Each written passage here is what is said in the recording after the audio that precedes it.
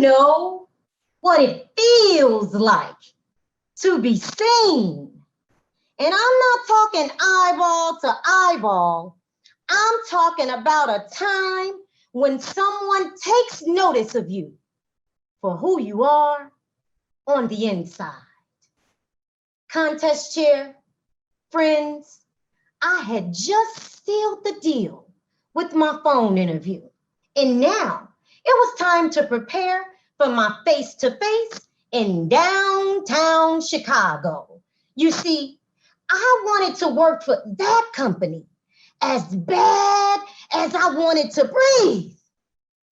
So that hot July day, I had to show up in my power suit. And I know you too have a power suit. I'm talking about that power suit that injects confidence, courage, and commitment as you head to that important meeting. That power suit that gives you the power to show up and show out. And I scanned my closet looking for my power suit. And there it was, boldly staring me in the face. My fuzzy long sleeve, lime green sweater. And right below it, my lime green hush puppy shoes. Now, I know you're thinking, Crystal, it's July, super hot outside, and lime green? Well, that lime green outfit was the best I had at that moment. I knew I had no professional training, but my two sweet little boys were depending on me. My family and friends were looking up to me, and I was ready to take a chance to change our lives. And as I headed to the interview, I was filled with excitement and also nervousness. And I wasn't familiar with downtown Chicago. And I got off the train 2 stops too soon. And I knew I was gonna be late for the interview, and the voices started in my head. Crystal, you're gonna ruin this opportunity. Crystal, it's over for you. And suddenly, I just took off running. And yes, you guessed it, I was running down the street in the hot sun in my lime green sweater and lime green hush puppy shoes. And when I made it to the group interview, I was sweating bullets underneath my power suit as I watched the other candidates exit the room. And I took a deep breath,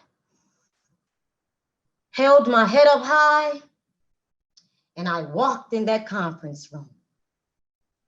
And as I entered, I saw a well-dressed gentleman sitting there. And he looked me up and down and asked, "Why are you here?" And I said, "I'm here to get the job done." And he stood up and said, "Well, the interview is over." And he left the room, leaving me with doubt, shame, and guilt. I felt like my world was coming to an end. I saw the dark cloud over my head because how can I go back and tell my 2 little boys that I didn't get the job? How can I let my family and friends know that I ruined it for us? And I really wanted to just hit my knees and cry. And I heard a voice coming towards me. And as I looked up, I saw a beautiful woman with freckles on her face. And as she approached me, she looked me up and down and asked me, "You're here for the interview? I'll hear what you have to say." And in that moment, she re-energized me. She gave me everything that I needed to win her over in that interview. Anita Thompson took notice of me. She heard my purpose.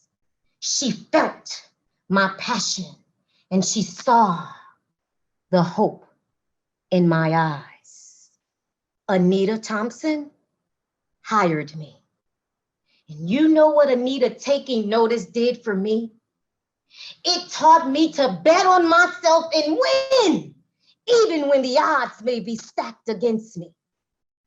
And later we laughed as she said, I still can't believe you showed up for your interview late in lime green. But Anita planted seeds of greatness in me. She poured into me. She mentored me. Anita helped develop some of the best and worthy parts of me. And because Anita chose to take notice of me, it is now my turn to take notice of others. My friends, when you choose to take notice, you build leaders that inspire, influence, and impact the world.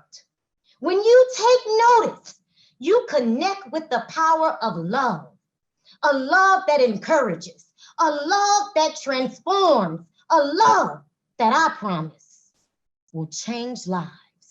And as you do so, enjoy the beauty of watching them blossom into their best selves because you heard their purpose, because you tapped into their passion, because you chose to take notice.